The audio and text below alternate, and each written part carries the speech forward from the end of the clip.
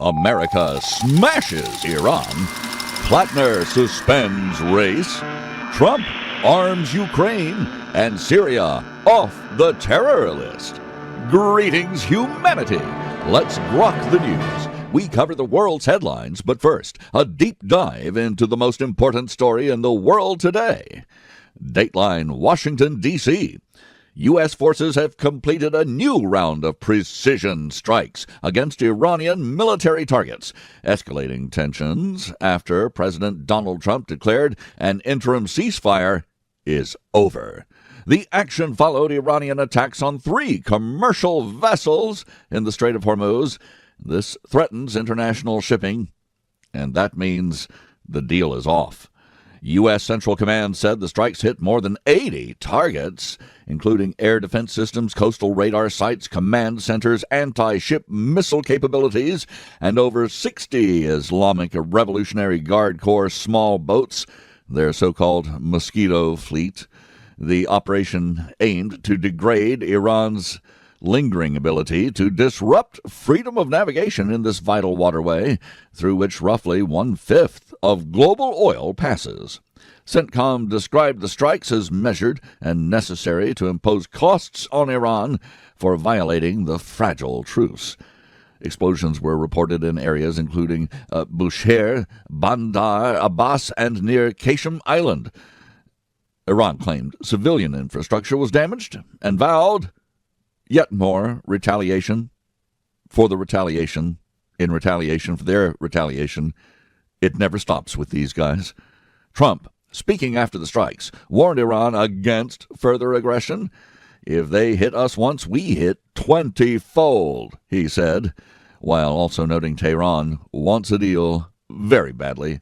The president emphasized protection of commercial shipping and American interests in the region. Oil prices climbed sharply, of course, on news of the renewed fighting, raising concerns about potential supply disruptions. An escalation comes amid broader U.S. diplomatic efforts at the recent NATO summit in Ankara. There, Trump pushed allies on defense spending and discussed regional security.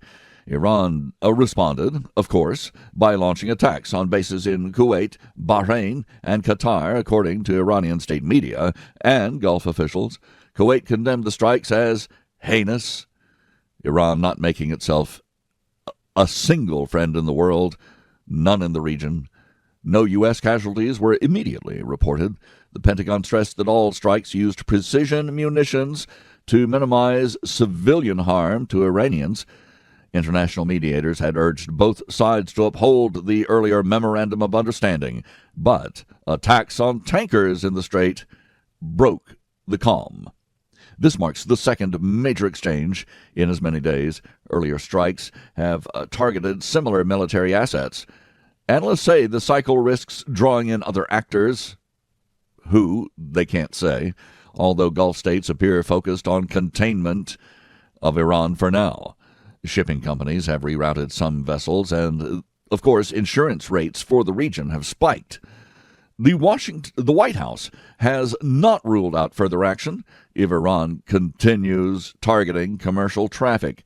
Trump has also signaled openness to renewed talks if Tehran shows restraint. For now, the focus remains on restoring safe passage through the strait and deterring additional provocation. The situation remains fluid, with global markets watching closely, of course, for any impact on energy supplies. U.S. allies in the region have expressed support for freedom of navigation while calling for, somehow, a de-escalation. It is just as this observer and so many others have predicted. The Iranian regime currently in power cannot be trusted. Not for a single day, not for a week, not for 2 months.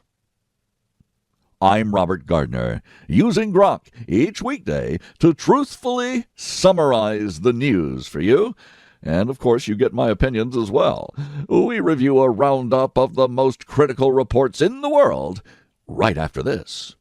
God with Us, the story of Jesus, blends the Gospels into one inspired narrative. Divided into daily Bible studies, this book presents the story of Jesus in order from his birth to his ascension. Find God With Us by me, Robert Gardner, at Amazon.com.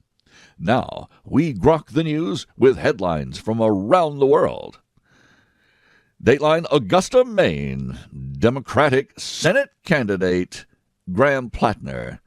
You know him, the notorious guy with a history of pretty rough womanizing, with a history of Nazi association, including a totem cuff tattoo on his chest, and many other problems, not to mention his Marxism. Graham Platner, the Democratic Senate candidate, has finally suspended his campaign for Maine's key U.S. Senate seat after facing renewed sexual assault allegations, 2 in 2 days. The decision comes just before the deadline for party replacement. Well, that was fortunate for them, forcing the Democrats to scramble in a race viewed as critical for control of the Senate. Party leaders expressed disappointment, but moved quickly to assess any potential successor. They might have moved more quickly to have assessed Graham Platner before voting him in as their candidate. They didn't care. Dateline: Kiev, Ukraine. President Trump announced the United States will teach Ukraine how to produce its own Patriot missiles under license as the war with Russia continues. The move aims to bolster Ukraine's air defenses long term. It was discussed during recent NATO meetings where alliance unity was emphasized despite policy differences. Well, policy differences puts it mildly. Dateline: New York, New York. A federal judge has ordered former President Trump to pay more than $5 million to E. Jean Carroll in the defamation and sexual abuse judgment case. This ruling clears the way for a release of the damages, but the appeals process continues amid ongoing legal disputes. Dateline: Damascus, Syria. The Trump administration is moving to remove Syria from the U.S. list of state sponsors of terrorism for the first time since 1979.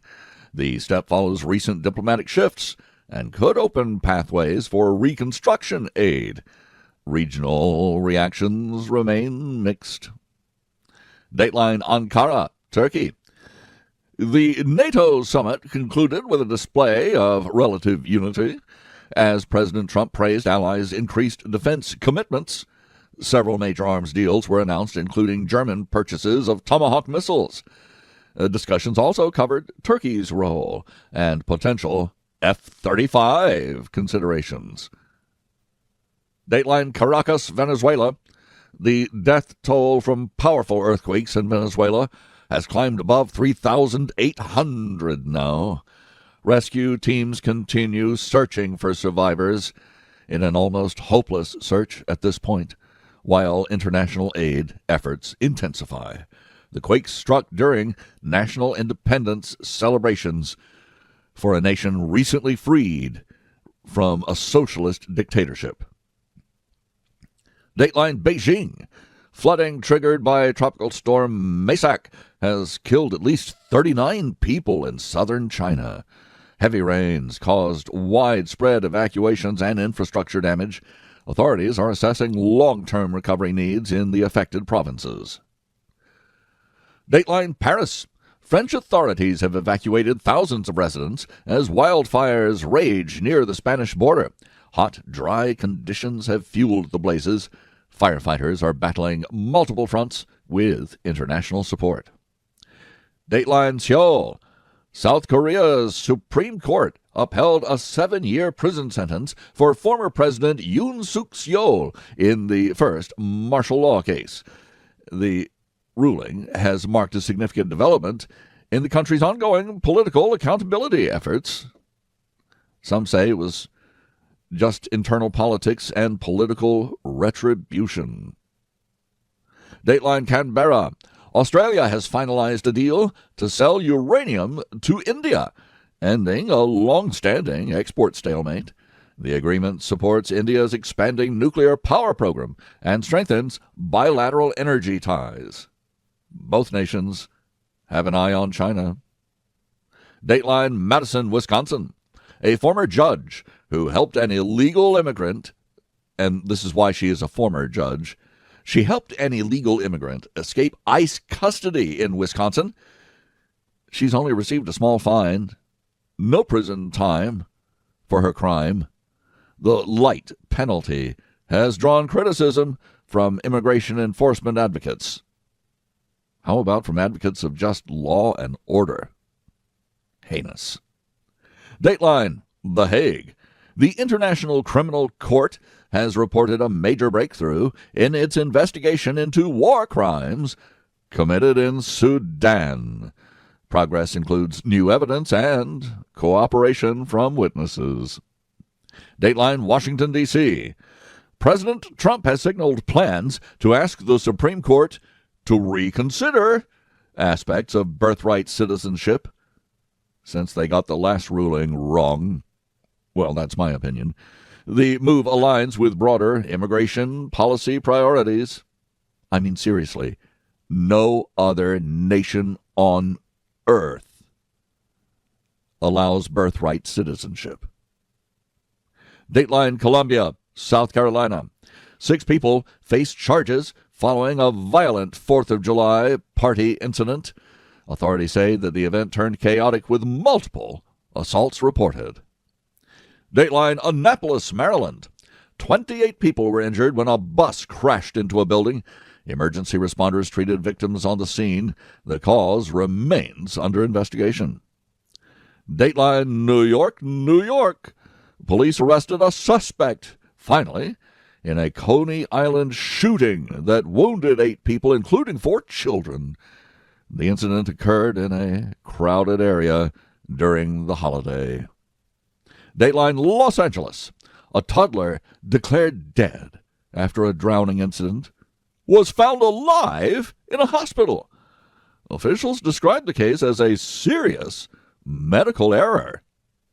No kidding. Dateline, Houston.